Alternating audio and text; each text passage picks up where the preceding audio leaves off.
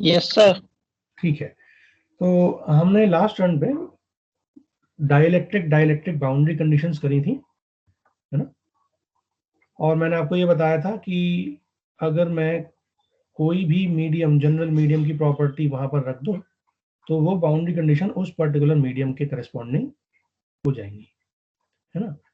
तो आज हम लोग इन बाउंड्री कंडीशंस के ऊपर न्यूमेरिकल्स कर लेते हैं कि किस टाइप के न्यूमेरिकल्स आएंगे, एग्जाम में आते हैं, पूछे जाते हैं यूजुअली एग्जाम में भी और कॉम्पिटेटिव एग्जाम्स में भी। ठीक है, तो उसके ऊपर हम कुछ न्यूमेरिकल्स देख लेते हैं। तो एक न्यूमेरिकल है फॉर एग्जांपल कि आपको एक मीडियम ऐसा दे रखा है, दो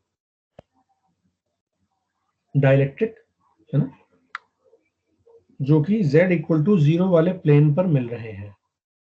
ठीक है, यानी z इक्वल टू 0 प्लेन जो है that is acting as a boundary, acts as a boundary. ठीक है, मतलब दोनों रीजन को सेपरेट करने का जो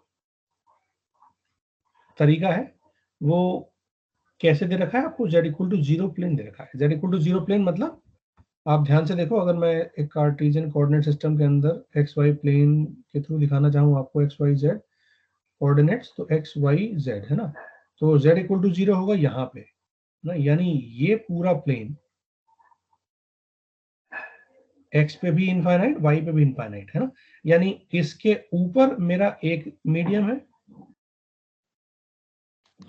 और इसके नीचे मेरा दूसरा मीडियम है। ठीक है, अब ये कैसे दे रखा है, ये क्वेश्चन के अंदर दे रखा होगा, तो आपको लिख रखा है फॉर z ग्रेटर देन 0, है ना, z ग्रेटर देन 0 मतलब z इक्वल टू 0 यहाँ पर है, तो z ग्रेटर देन 0 ये वाला पोर्शन होगा। तो z ग्रेटर देन 0 के लिए जो मीडियम दे रखा है आपको, वो दे रखा है एप्सिलॉन r1। एप्सिलॉन r1 का मतलब आप मानोगे इसको मीडियम 1। ठीक है, एप्सिलॉन r1 मतलब relative permittivity of the medium 1, और वो कितनी दे रखी है, वो दे रखी है आपको 4। ठीक है, अब आपको दे रखा है मॉड z लेस देन 0 यानी मीडियम 2, तो मॉड z लेस देन 0 यानी ये मीडियम होगा 2 वाला मीडियम, और इस मीडियम 2 के लिए आपको एप्सिलॉन r2 की वैल्यू कितनी दे रखी है, that is equals to 3 for example. ठीक है, अब आपको क्या दे रखा है, आपको किसी ना किसी मीडियम में फील्ड गिवन होगी। ठीक है, तो आपको फील्ड गिवन है मीडियम 1 में, यानी इलेक्ट्रिक फील्ड इंटेंसिटी जो है आपको E1 में गिवन है, और वो गिवन है आपको 5ax cap minus 2ay cap plus 3az cap. ठीक है, और ये आपको दे रखा है किलो वोल्ट पर मीटर। ठीक है बच्चों, आपको फाइंड करना है E2। ठीक है, आपको E2 फाइंड करना है। ठीक, और आपको ये फाइंड करना है कि E1 और E2 उस इंटरफेस से, उस बाउंड्री से कितना एंगल बनाते हैं, एंगल विद इंटरफेस। ठीक है, मतलब θ1 और θ2। फॉर एग्जांपल मीडियम 1 और मीडियम 2 हमने बाउंड्री ऐसे कंसीडर करी है, तो ये इलेक्ट्रिक फील्ड है E1। ठीक है, तो ये इंटरफेस आपका ये है ना, इस इंटरफेस से ये वाला एंगल आपको निकालना है θ1 सपोज, और दूसरा मीडियम सपोज ऐसा आया तो आपको ये वाला एंगल निकालना है θ2, तो ये आपको निकालना है θ1 और θ2।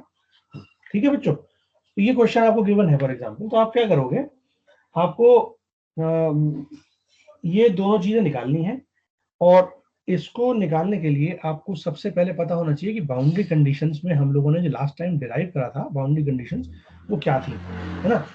हमने एक ये चीज डिराइव करी थी कि अगर उस बाउंड्री पर कोई भी रीजन, कोई भी चार्ज नहीं है ना, चार्ज फ्री रीजन अगर हम कंसिडर कर रहे थे, तो हम बोल रहे थे कि ET1 और ET2 मेरा सेम था, यानी tangential component of electric field intensity same थे, है ना, अगर नो चार्ज रीजन है तो, है ना, और हमारे क्वेश्चन के अंदर कोई भी चार्ज गिवन नहीं है बाउंड्री पर, इसका मतलब हम अज्यूम करेंगे कि there is charge free region at the boundary present to calculate the fields. ठीक है, और दूसरा था आपका the normal component of electric flux density, यानी dN1 equals to dN2, again that is also applicable to the region which is charge free, which is considered as charge free।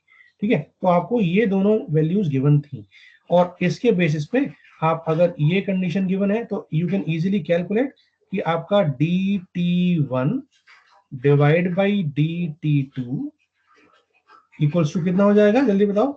Epsilon times E equals to होता है D, है ना। तो D यानी अगर मैं इसको लिखूंगा, इसको डी की टर्म में लिखूंगा तो ये हो जाएगा dt1 divide by epsilon 1।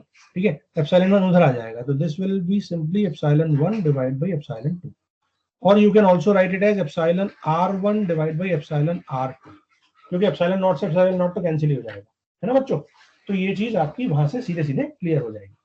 Now अगर मैं नीचे वाली इक्वेशन देखूं dn1 इक्वल्स टू dn2, तो वहां पर हम क्या लिख सकते हैं, d equals to epsilon times e, है ना। तो dn1 अगर इस इक्वेशन से देखूं तो यहाँ हो जाएगा en1 डिवाइड बाई en2, कितना हो जाएगा जल्दी बताओ। This will be simply equals to epsilon r2 divide by epsilon r1। ठीक, तो अब इन चारों इक्वेशंस को हम यूज करेंगे। ये मेरी थर्ड इक्वेशन हो गई फॉर एग्जांपल, ये मेरी फोर्थ इक्वेशन हो गई। इन चारों इक्वेशंस को हम यूज करेंगे to calculate the value of E2 and the angle which is making at the interface by the fields E1 and E2 respectively। तो हम शुरू करते हैं इसको वन बाय वन सॉल्व करना। अब आप मुझे बताओ, सबसे पहली बात तो ये कि मुझे E1 गिवन है ना बच्चों, E1 गिवन है। अगर मुझे E1 गिवन है, मुझे बाउंड्री भी गिवन है कि बाउंड्री कहां पर है ना। बाउंड्री क्या है, boundary that is z equal to 0, ये भी मेरे को गिवन है। ठीक है बच्चों, अब आप मुझे ये बताओ कि अगर बाउंड्री गिवन है z इक्वल टू 0 पे, तो नॉर्मल कंपोनेंट और टेंजेंशियल कंपोनेंट्स भी गिवन होंगे मुझे लगता है शायद, है ना। नॉर्मल कंपोनेंट्स और टेंजेंशियल कंपोनेंट्स भी मैं इजीली निकाल सकता हूं, क्यों, क्योंकि मेरे को बाउंड्री गिवन है। तो नॉर्मल कंपोनेंट क्या होगा, नॉर्मल कंपोनेंट वो होगा जो उस बाउंड्री यानी z इक्वल टू 0 के नॉर्मल है। अब z इक्वल टू 0 के नॉर्मल क्या होता है बताओ, ये z इक्वल टू 0 वाला प्लेन है ये फॉर एग्जांपल, है ना। तो ये वाला कंपोनेंट नॉर्मल होगा, है ना, और ये वाले दोनों टेंजेंशियल होंगे। तो ये और ये तो टेंजेंशियल है और ये मेरा नॉर्मल कंपोनेंट है। तो नॉर्मल z इक्वल टू 0 मतलब ए जेड कैप वाले जितने भी कंपोनेंट्स होंगे वो सारे के सारे क्या होंगे, नॉर्मल कंपोनेंट होंगे, है ना। और दूसरा क्या बचा मेरे पास, दूसरा बचा मेरे पास ए एक्स और ए वाई। तो ए एक्स और ए वाई वाले जितने भी कंपोनेंट होंगे ई और डी में, वो सारे के सारे क्या होंगे, टेंजेंशियल कंपोनेंट्स, क्योंकि एक्स और वाई प्लेन में आ रहे हैं तो टेंजेंशियल कंपोनेंट्स हैं, जेड प्लेन में आ रहे हैं तो नॉर्मल कंपोनेंट है। ठीक है बच्चों, तो अगर ये चीज क्लियर है तो मैं सीधे सीधे क्या निकाल सकता हूं, I can simply calculate the value of En1। En1 मुझे पता लग गया, क्या En1 वो कंपोनेंट जो कि AZ कंपोनेंट का है। AZ कंपोनेंट का कौन सा है, दैट इज सिंपली 3AZ। ठीक है, तो आप क्या लिख लोगे सीधे सीधे 3AZ क्या, किलो वोल्ट पर मीटर। मैं आपको बता चुका था, ये तो आपको विजिबल था ना उस टाइम। Yes sir. ठीक है ना, यस सर। ठीक है, अभी मैंने En1 निकाल लिया, और En1 कैसे निकाला, मैंने सीधे सीधे नॉर्मल कंपोनेंट से निकाला। नॉर्मल कंपोनेंट क्या है, AZ कैप। तो AZ कैप से मैं सीधे सीधे क्या निकाल लूंगा, AZ कैप वाला कंपोनेंट। ई फील्ड में जितना भी AZ कैप वाला कंपोनेंट होगा वो सारा का सारा क्या होगा, नॉर्मल कंपोनेंट होगा। अब मुझे ये पता है कि En1 प्लस ET1, इन दोनों को अगर मैं ऐड कर देता हूं तो मुझे क्या मिलता है, मुझे टोटल फील्ड मिल जाती है उस मीडियम 1 में, है ना। तो ये आइडेंटिटी मुझे पता है, किसी भी वेक्टर के नॉर्मल और टेंजेंशियल कंपोनेंट्स को ऐड कर दो तो क्या मिलता है, कंप्लीट वेक्टर मिल जाता है। तो अगर मुझे यहां से ET1 निकालना हो तो क्या मैं ET1 निकाल सकता हूं कि ET1 will be equals to what, E1 minus En1। यहां तक कोई दिक्कत, कर सकते हैं हम ऐसा। Yes sir. है ना, इस वाली इक्वेशन से we can easily calculate the tangential components of ET1, है ना। E1 का टेंजेंशियल कंपोनेंट्स हमने निकाल लिया। अब आप ध्यान से देखो, इस इक्वेशन 1 से, इस इक्वेशन 1 से टेंजेंशियल कंपोनेंट बाउंड्री पर दोनों रीजन में बराबर होते हैं। तो अगर मुझे ET1 पता लग गया, ET1 क्या हुआ, ET1 हुआ रिमेनिंग कंपोनेंट, ये वाला, है ना, 5AX cap minus 2ay cap, है ना बच्चों। तो अगर मुझे इस इक्वेशन 1 से, फ्रॉम इक्वेशन 1, या you can say from boundary condition, boundary पर जो कंडीशन हमने ऑलरेडी डिराइव कर ली है ना, तो बाउंड्री कंडीशन पर हम क्या कह सकते हैं, हम ये बोल सकते हैं कि दोनों टेंजेंशियल कंपोनेंट्स फील्ड के बराबर होते हैं, है ना। That means ET1 equals to ET2, है ना बच्चों। तो अगर मुझे ET1 पता है तो ऑलरेडी मुझे ET2 भी पता होगा। ET2 कितना हो जाएगा, ET2 will be simply equals to 5ax cap minus 2ay cap. यहां तक क्लियर है आप लोगों को। आपने दूसरी फील्ड का क्या निकाल लिया, टेंजेंशियल कंपोनेंट निकाल लिया। अब आपको क्या निकालना है, अब आपको केवल नॉर्मल कंपोनेंट निकालना है, हाँ या ना, जल्दी बोलो। Yes sir. Yes sir. अब नॉर्मल कंपोनेंट के लिए हम ये वाली कंडीशन यूज करेंगे, ये वाली। नॉर्मल कंपोनेंट डी फील्ड के बराबर होते हैं, लेकिन मुझे ई फील्ड का निकालना है, तो ई फील्ड का कितना होगा, ई फील्ड का होगा इस वाले फॉर्मूले से निकलेगा, है ना। तो फ्रॉम इक्वेशन 4, या अगेन बाउंड्री कंडीशन, ठीक है। बाउंड्री कंडीशन पर नॉर्मल कंपोनेंट्स की बाउंड्री कंडीशन क्या होती है, वो होती है dn1 equals to dn2 charge free region के लिए, है ना। तो हम लिख सकते हैं en1 divide by en2 equals to epsilon r2 divide by epsilon r1। तो मुझे क्या निकालना है, मुझे निकालना है en2 निकालना है ना, इस इक्वेशन से en2 निकालना है। तो आप कैसे निकालोगे बताओ, en2 will be equals to epsilon r1 divide by epsilon r2 into en1, लिख सकते हैं ना ऐसे। इसको उधर ले गया मैं, इसको इधर ले जाऊंगा और इसको इधर डिवाइड कर दूंगा, तो epsilon r1 into en1 divide by epsilon r2, ये मेरा क्या हो जाएगा en2। अब आपको बाकी सारी वैल्यूज गिवन है। एप्सिलॉन r1 कितना है, एप्सिलॉन r1 गिवन है आपको 4, एप्सिलॉन r2 कितना है 3, है ना। तो ये हो जाएगा 4 डिवाइड बाई 3, एक सेकेंड क्या हुआ ये,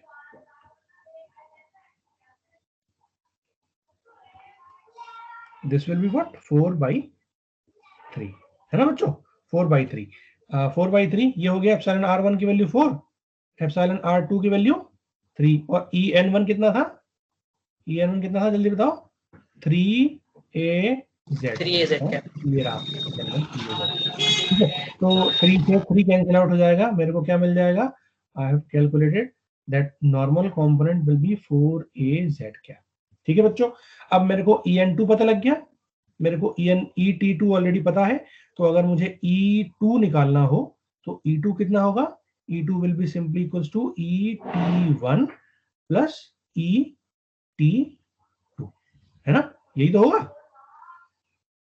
तो हम क्या कर लेंगे, हम सीधे सीधे निकाल लेंगे दैट ET2 कितना है 5, सॉरी गलत कर दिया मैंने, ET2 प्लस EN2, EN2, है ना, EN2। तो ET2 कितना है 5ax प्लस 2ay, तो 5ax प्लस 2ay, ये तो मेरा हो गया ET2 प्लस EN2 कितना है, that will be 4az cap, और ये तीनों ही किसमें थे, किलो वोल्ट पर मीटर में थे। तो ऑलरेडी मेरा आंसर किसमें आ जाएगा, किलो वोल्ट पर मीटर में आ जाएगा। ये मेरा एक आंसर हो गया पहला, है ना। मुझे पहला क्या निकालना था, मुझे निकालना था E2, है ना, E2 मुझे निकालना था, तो E2 मेरा आ गया। ठीक है बच्चों, यहां तक क्लियर है, जल्दी बताओ। Yes sir.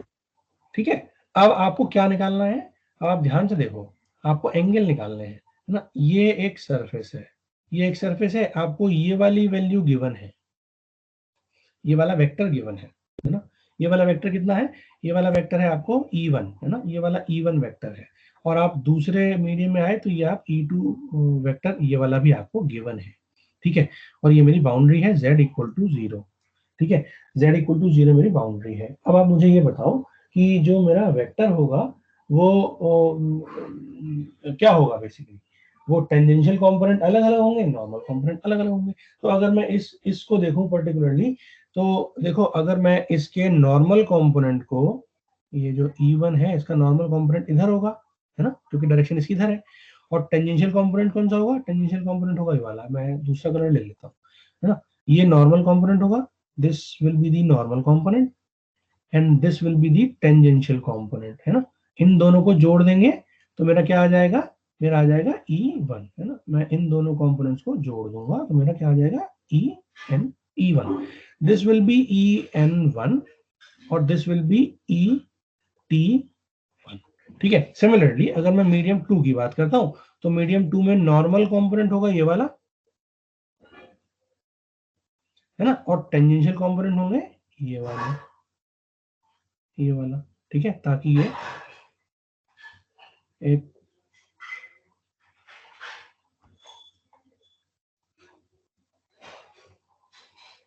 है ना। तो आप देखो ये क्या हो जाएगा मेरा? This will B Et2 and this will B En2। ये मेरा E2 है, ये मेरा E1 है, ठीक है बच्चों, क्लियर है? आया ना? Yes sir. है ना। इसका नॉर्मल कंपोनेंट चाहे इधर ले लो चाहे उधर ले लो, एक ही बात है, आप कैसे भी कर सकते हो, because En1 plus Et1 equals to Et2। अब आप मुझे ये बताओ कि जो नॉर्मल कंपोनेंट का मैग्नीट्यूड है, अब अगर मुझे आपसे कहा जाए कि आपको ये वाला एंगल निकालना है या ये वाला एंगल निकालना है, तो आप क्या करोगे? आप इसका मैग्नीट्यूड निकालोगे और इसका मैग्नीट्यूड निकालोगे, है ना। और अगर आपको ये वाला एंगल, सपोज ये वाला एंगल ये है, सपोज ये वाला एंगल है θ1, है ना, और सपोज ये वाला एंगल है मेरा φ1 फॉर एग्जांपल, ठीक है। ये वाले थीटा और फाई नहीं है, कंफ्यूज होता ना कि थीटा और फाई जो हमने पढ़े वाले हैं, कोई भी एंगल में मान सकता हूं। तो अगर मुझे tan φ1 की वैल्यू निकालनी हो तो ये क्या होगा? जल्दी बताओ। tan φ1 की वैल्यू होगी कितनी होगी? वो होगा En1 डिवाइड बाई Et1। लेकिन ये इन दोनों के मैग्नीट्यूड्स होंगे, इन वेक्टर के मैग्नीट्यूड्स होंगे, ध्यान रखना।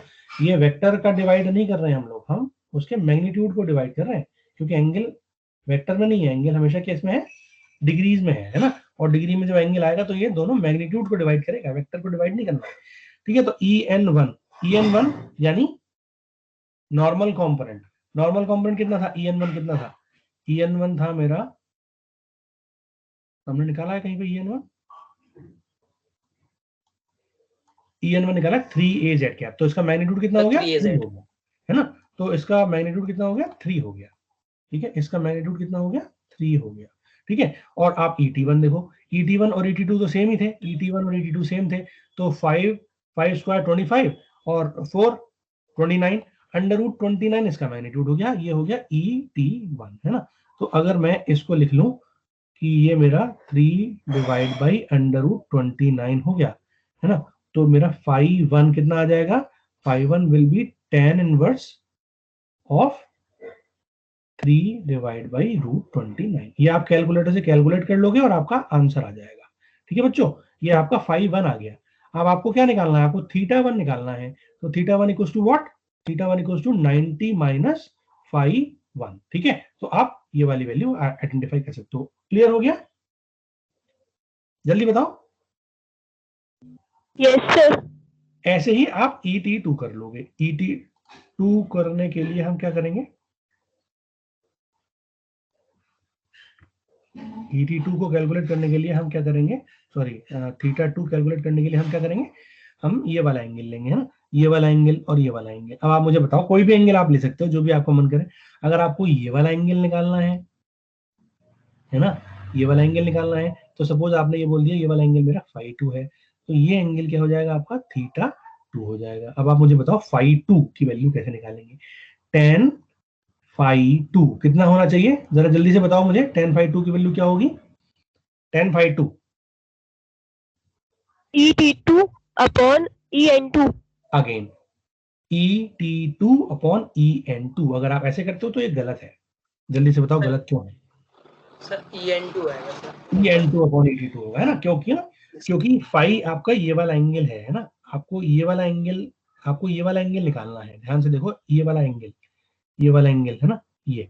तो ये जो चीज है ये क्या है? ये आपकी N2 है ना। और इसमें एंगल के सामने वाली लाइन यानी ये वाली लाइन, ये है आपकी EN2, ठीक है। और ये एंगल जिससे बन रहा है वाली लाइन, यानी ये वाली लाइन, ठीक है, वो कितनी है, वो है आपकी ET2, है ना, ET2। तो ये आपका कितना है, ET2। तो आप EN2 और ET2 को डिवाइड कर दोगे तो क्या आ जाएगा, ये वाला एंगल आ जाएगा phi2। देखो ध्यान से, EN1 डिवाइड बाई ET1, तो दूसरा वाला भी EN2 डिवाइड बाई ET2 ही होगा। ऐसा नहीं है कि दूसरे वाले में जाकर के ET2 डिवाइड बाई EN2 हो गया, ठीक है बच्चों। तो इसको याद रखना, दोनों एंगल सेम ही हों, दोनों जो रेशो है वो सेम ही होंगे, नॉर्मल कंपोनेंट के और Yes, टेंजेंशियल कंपोनेंट्स के। तो EN2 divide by mod ET2, ये दोनों आ गए। आप इनकी वैल्यू निकाल सकते हो। EN2 कितना था, EN1 और EN2 अलग अलग थे, EN2 हमने निकाला है 4, है ना, तो ये आपका आ गया 4 डिवाइड बाई ET2 का सेम ही है, दैट इज 29 का अंडर, ठीक है। तो आपका phi2 कितना हो जाएगा, phi2 will be equals to tan inverse कितना, 4 बाई अंडर रूट 29, ठीक है। और आपको क्या निकालना है, आपको निकालना है θ2। तो θ2 निकालने के लिए क्या करोगे आप, 90 माइनस 5 दैट विल बी θ2। तो ये आपका आंसर हो जाएगा अगले क्वेश्चन का, ठीक है बच्चों, जल्दी से बताओ, क्लियर हो गया। Yes sir.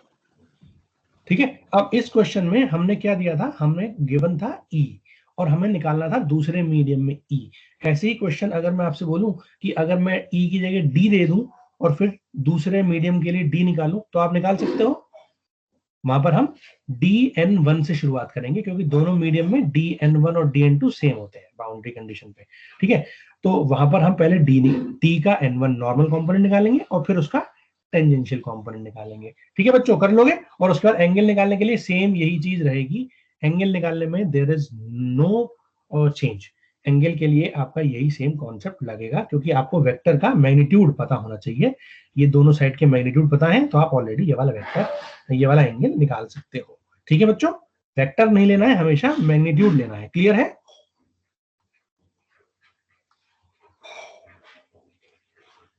जल्दी बोलो हाँ या ना। Yes sir. Yes, sir.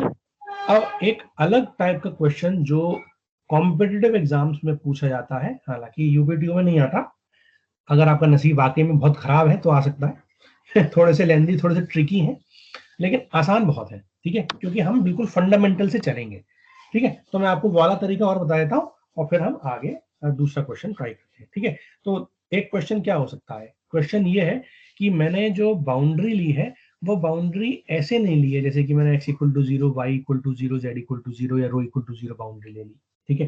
There may be a possibility कि मैं बाउंड्री को एक डिफरेंट तरीके से प्रेजेंट करूं। फॉर एग्जांपल मैंने आपसे बोला कि x plus Y plus z equal to 0 ये मेरी बाउंड्री है, ठीक है। अगर x plus Y plus z equal to boundary है ना, तो मैं क्या बोल रहा हूं कि एक्स वाई जेड, ये सपोज एक्स वाई जेड है, ठीक है, ये x है, ये y है और ये z है ना। अब इन तीनों को मिला रहा हूं और ऐसे कि उसकी वैल्यू 0 आए, ये मेरी बाउंड्री है जो कि मीडियम 1 और मीडियम 2 को सेपरेट कर रही है। तो फॉर एग्जांपल अगर z इक्वल टू 1 है, y इक्वल टू 1 है, तो x इक्वल टू -2 होना चाहिए, है ना, तभी तो ये एक पॉइंट बनेगा, जो भी पॉइंट आए इन दोनों के हिसाब से, है ना। ऐसे ही सपोज x इक्वल टू -1 है, y इक्वल टू 1 है, तो z इक्वल टू 0 होना चाहिए। तो इस तरीके से आपके कई सारे पॉइंट्स आ जाएंगे और उन सारे पॉइंट को अगर आप मिला दोगे तो आपकी शीट बन जाएगी। फॉर एग्जांपल मैं आपको बोल रहा हूँ कि वो शीट कुछ इस टाइप की है, मुझे नहीं पता कैसे बनेगी वो शीट, बट मैं ये बोल दे रहा हूँ कि this sheet will look like this, है ना, the boundary will look like, ठीक है। अब सपोज आप ये देख सकते हो कि आपने अपने रूम के कॉर्नर पे आपने एक क्या कहते हैं, एक इंक्लिनेशन में कोई चीज रख दी, है ना, तो वो बाउंड्री है उसके ऊपर, यानी इसके ऊपर वाला रीजन जहां पर सब पॉजिटिव है वो आपका मीडियम 1 है। फॉर एग्जांपल ये आपको क्वेश्चन में गिवन है कि x plus Y plus Z greater than 0 ये मीडियम 1 है और लेस देन 0 ये मीडियम 2 है ना, ये मीडियम 1 है, ये मीडियम 2 है, कुछ ऐसे आपको गिवन होगा, ठीक है। तो आप क्या करोगे ऐसे केस में, तो आपने बोल दिया कि ये मीडियम 1 और इसके नीचे वाला मीडियम, ये मीडियम 2, ठीक। अब आप ध्यान से देखो, इस पर्टिकुलर बाउंड्री को अगर मैं मानूं तो इसमें नॉर्मल और टेंजेंशियल कंपोनेंट निकालने में बड़ी दिक्कत आएगी मुझे। क्यों? क्योंकि अगर x इक्वल टू 0 या y इक्वल टू 0 या z इक्वल टू 0 होता तो आप सीधे सीधे बोल देते कि भैया z इक्वल टू 0 अगर है तो an कैप क्या होगा, az कैप होगा। अगर x इक्वल टू 0 बाउंड्री है तो ax कैप मेरा नॉर्मल कंपोनेंट होगा। तो नॉर्मल कंपोनेंट सीधे सीधे ax कैप, ay कैप और az कैप के टर्म में आ जाएंगे। लेकिन अगर क्वेश्चन इस टाइप का गिवन हो, है ना, x plus Y plus Z equal to कुछ भी, मतलब 2x plus 3y minus 4z equal to 0 भी हो सकता था, कुछ भी हो सकता था, ये एक नॉर्मल सा क्वेश्चन मैंने मान लिया। तो ऐसे केस में आप क्या करोगे? ऐसे केस में आपको सीधे सीधे क्या निकालना है, नॉर्मल कंपोनेंट निकालना है सबसे पहले, क्योंकि नॉर्मल कंपोनेंट निकालना आसान है। तो नॉर्मल कंपोनेंट कैसे निकालोगे? नॉर्मल कंपोनेंट इस शीट के लिए, है ना, नॉर्मल वेक्टर निकाल सकते हो आप। इस शीट, ये जो शीट है ना, x plus Y plus Z equal to 0, इस शीट के लिए नॉर्मल वेक्टर क्या होगा बता सकते हो आप मुझे? कैसे निकालोगे?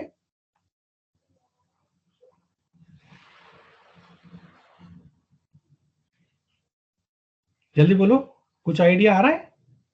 हमने यूनिट नंबर 2 के असाइनमेंट नंबर 3 में, ट्यूटोरियल नंबर 3 में एक क्वेश्चन भी करा है इसके ऊपर, है ना।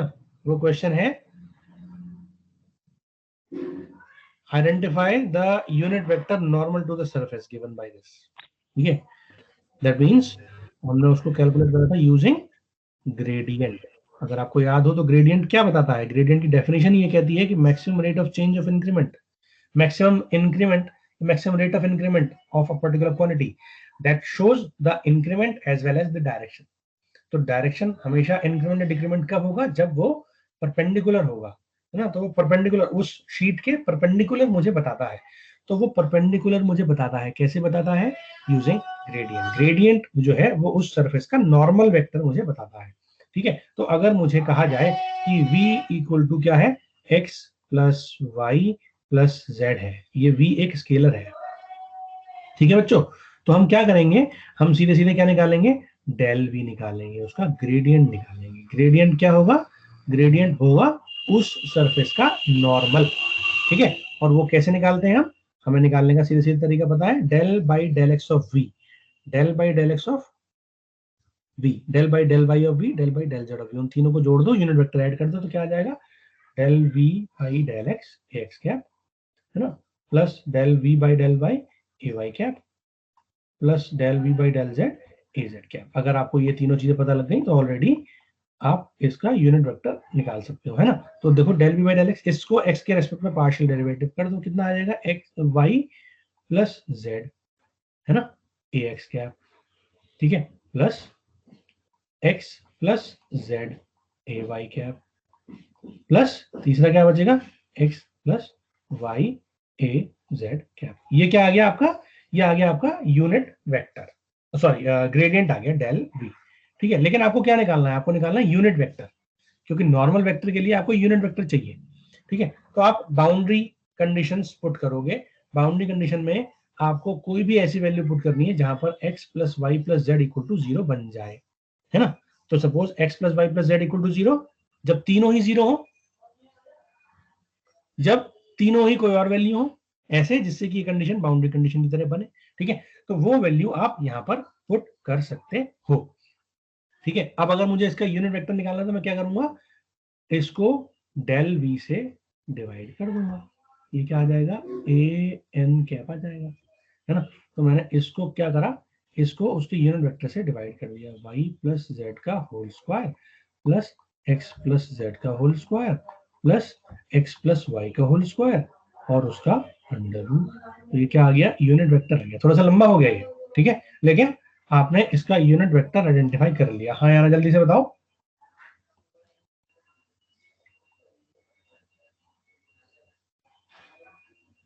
बोलो जल्दी से बताओ। Yes sir. ठीक है, अब आप क्या करोगे? Yes sir. अब आप इसका नॉर्मल कंपोनेंट निकालोगे। तो देखो, अगर मुझे E1 गिवन होता, अगर मुझे E1 गिवन होता फॉर एग्जांपल, है ना, अगर मुझे E1 गिवन है तो आपको EN1 निकालना है। तो आप क्या करते हो? कैसे निकालते हो? ध्यान से देखो, अगर मेरा पिछला वाला जो क्वेश्चन अभी हमने थोड़ी देर पहले करा, उसमें ए एन कैप कितना आया था? नॉर्मल वेक्टर कितना आया था? z इक्वल टू 0 बाउंड्री थी तो ए जेड कैप आया था, है ना। क्वेश्चन आपको कुछ सपोज ऐसे गिवन था 2a x cap plus 3a y cap plus 4a z cap. मुझे एग्जैक्ट डेटा याद नहीं है, तो मुझे डेटा की जरूरत भी नहीं है एग्जैक्टली, क्योंकि मुझे नॉर्मल कंपोनेंट आइडेंटिफाई करना है, मुझे ये आइडेंटिफाई करना है। इसको आइडेंटिफाई करने के लिए मैंने क्या करा, ये E1 था, है ना, तो मैंने क्या करा, मैंने E1 का डॉट प्रोडक्ट करा किसके साथ, an कैप के साथ।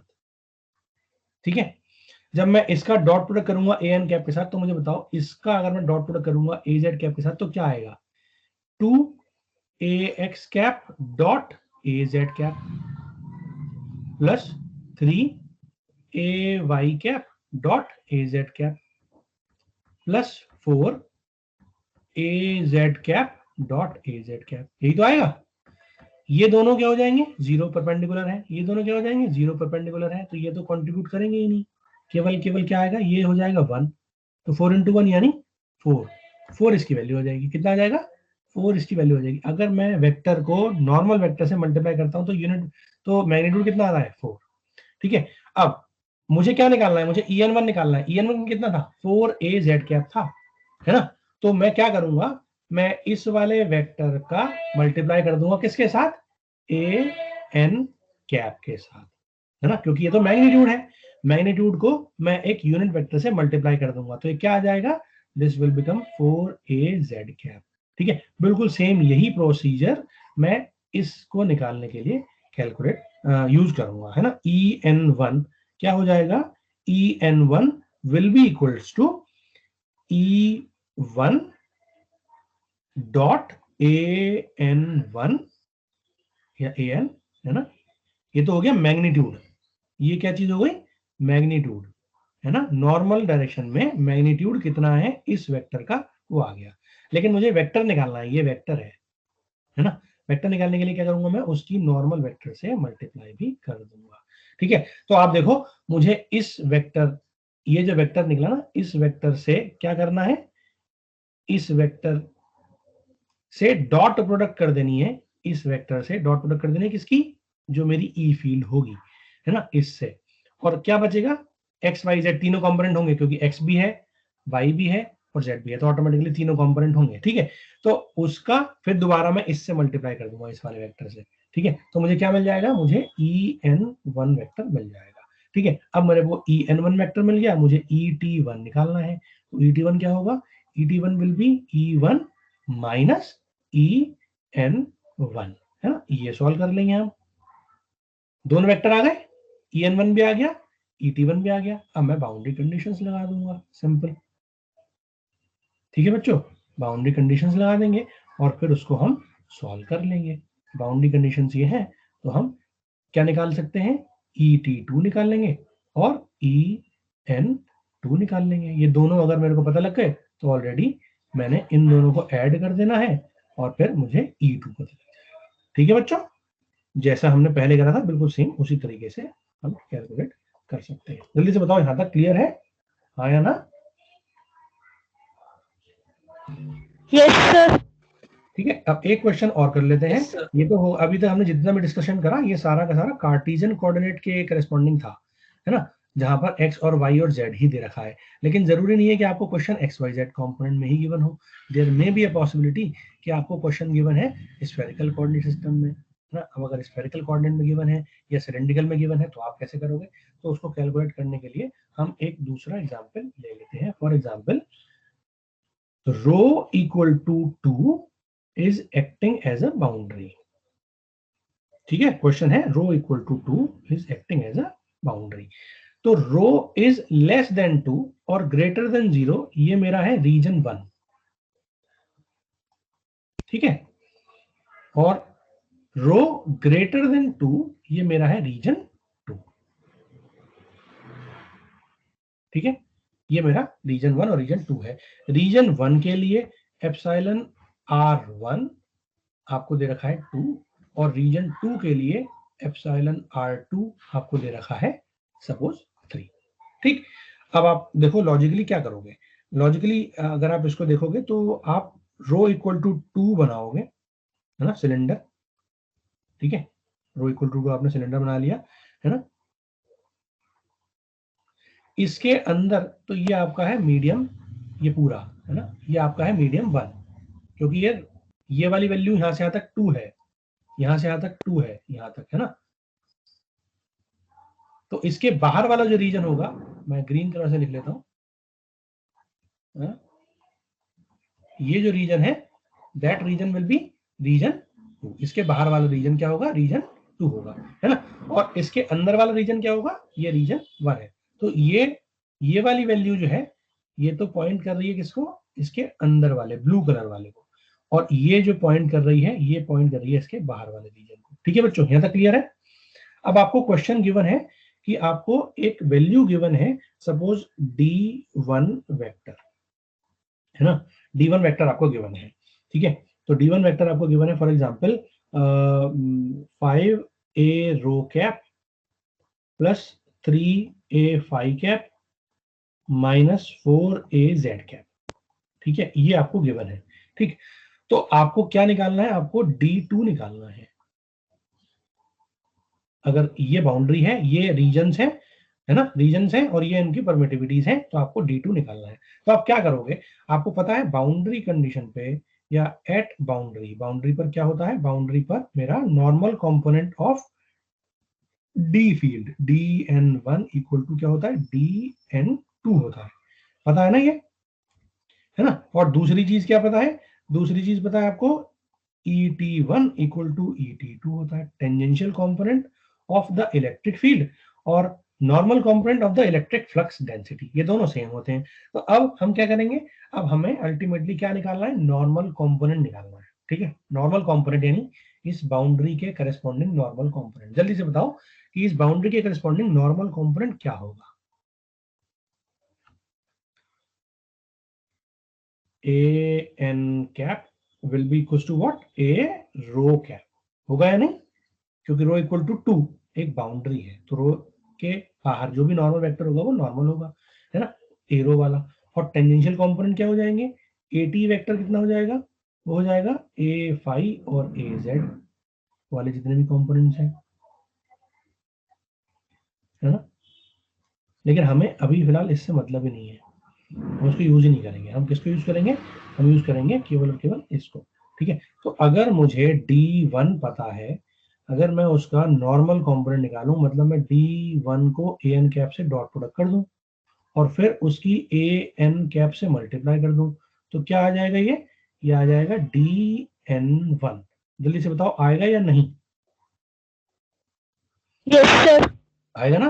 क्या हो जाएगा, एक बार मैं दोबारा 5A rho cap plus 3A phi cap minus 4A Z cap, dot product कर रहे हैं हम किसके साथ, डॉट ए रो के साथ कर रहे हैं, और फिर उसकी मैं ए रो से ही मल्टीप्लाई कर दे रहा हूं, है ना। तो ये मेरा क्या आ जाएगा, देखो इसका इसके साथ डॉट प्रोडक्ट होगा 1 और बाकी दोनों 0। ठीक है, तो ये आ जाएगा 5 इंटू ए रो कैप, तो ये 5A रो कैप, और नॉर्मल कंपोनेंट कितना आ गया मेरा, 5A रो कैप।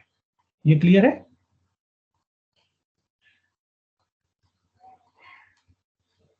अगर नॉर्मल कंपोनेंट ये आ गया तो क्या मैं टेंजेंशियल कंपोनेंट निकाल सकता हूं। टेंजेंशियल कंपोनेंट निकालने के लिए क्या होगा, DT1 will be equals to what, D1 minus DN1, है ना। ये करेंगे तो उस पूरे वेक्टर में से, इस पूरे वेक्टर में से मैं 5A रो सब्ट्रैक्ट कर दूं, तो क्या आ जाएगा, this will be 3A phi cap minus 4A Z cap. जल्दी से बताओ बच्चों, यहां तक क्लियर है।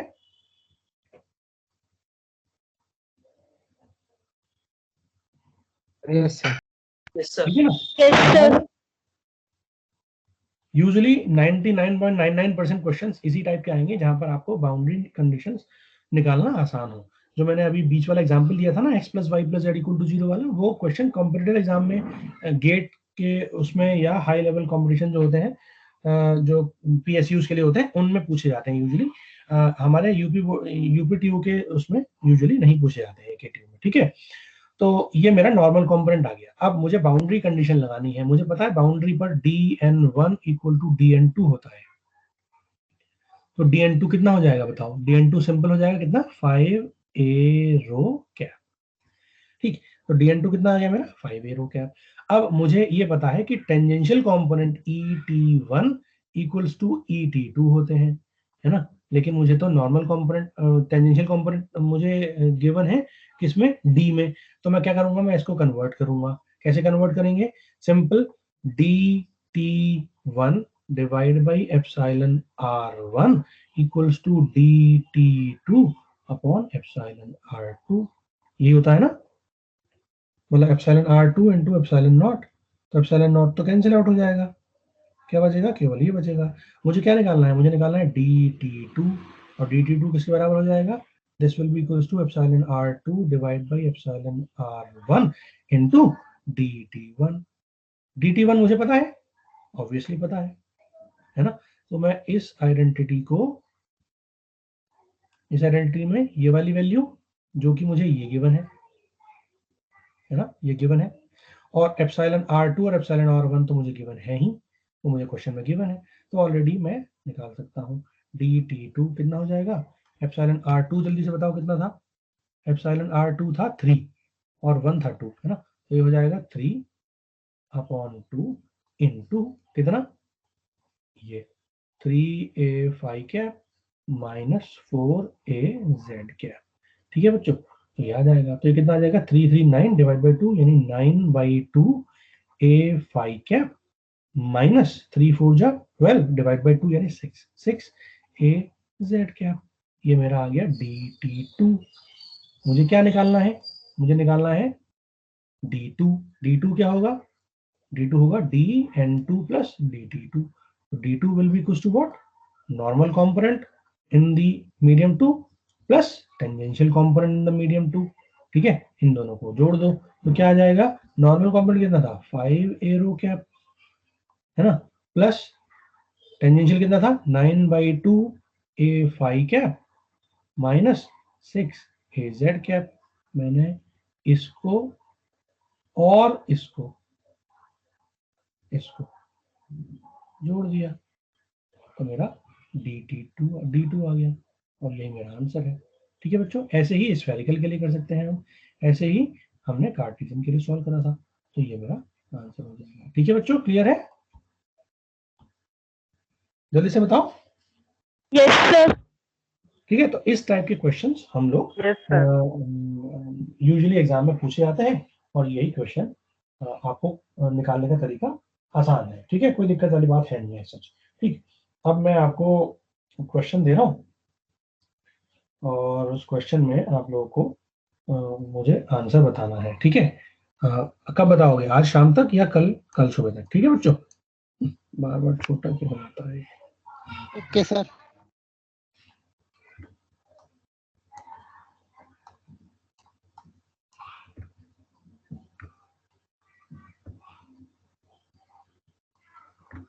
क्वेश्चन है कि आपको एक x इक्वल टू 0 बाउंड्री दे रखी है ना, x equal to 0 is a boundary.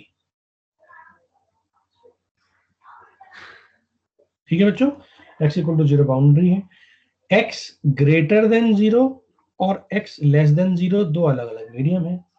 x less than 0 ये मेरा है मीडियम 1, और इसके लिए एप्सिलॉन r1 दे रखा है आपको कितना, एप्सिलॉन r1 दे रखा है 2.5। ठीक है, ये मीडियम 1 है, x लेस देन 0, और x लेस देन 0 के लिए एप्सिलॉन r1 कितना दे रखा है 2.5। ठीक है बच्चों, और जो रीजन 2 है x ग्रेटर देन 0 वाला, ये है रीजन 2, और इसके लिए एप्सिलॉन r2 दे रखा है फ्री स्पेस। फ्री स्पेस मतलब 1, ये मेरा फ्री स्पेस है। ठीक है, ये मेरा डाइलेक्ट्रिक था। ठीक है बच्चों,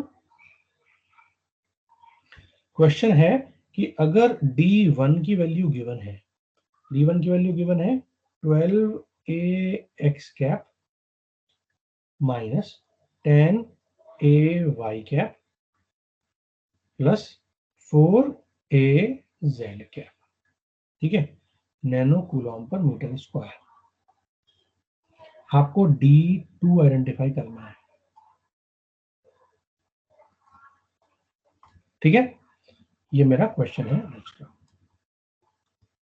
कि x इक्वल टू 0 मेरी बाउंड्री है, x ग्रेटर देन 0 मेरा रीजन 2 है, उसको हम फ्री स्पेस बोल रहे हैं, और फ्री स्पेस के लिए एप्सिलॉन r2 कितना है 1, ठीक है। और जो मेरा मीडियम 1 है वो मेरा x लेस देन 0 वाला पोर्शन है, और उसके लिए एप्सिलॉन r1 जो डाइलेक्ट्रिक है वो दे रखा है 2.5 का। तो मुझे क्या निकालना है, मुझे d1 गिवन है, मुझे d2 आइडेंटिफाई करना है। ठीक है बच्चों, कर लोगे, आसान है बिल्कुल सेम उसी तरीके से। नॉर्मल कंपोनेंट क्या होगा, नॉर्मल कंपोनेंट क्या होगा, a x कैप, है ना। तो नॉर्मल कंपोनेंट आप x कैप से निकाल लोगे। और टेंजेंशियल कंपोनेंट्स क्या होंगे, tangential AY component and AZ. AZ, है ना। तो AY और AZ आपका टेंजेंशियल कंपोनेंट आ जाएगा, और फिर उन दोनों से आपने बाउंड्री कंडीशन लगा दी। बाउंड्री कंडीशन मेरे पास दो हैं, dn1 equal to dn2, charge free region है, कोई रीजन में चार्ज दे नहीं रखा, ठीक है। और दूसरा क्या है, दूसरा है आपका et1 इक्वल्स टू et2। तो बिल्कुल सेम जो अभी मैंने जस्ट क्वेश्चन करा है उसी जैसा ये वाला क्वेश्चन भी हो जाएगा। कर लोगे आप लोग, Yes, sir. है ना। आई होप आप लोग कर लोगे, ठीक है। अब मैं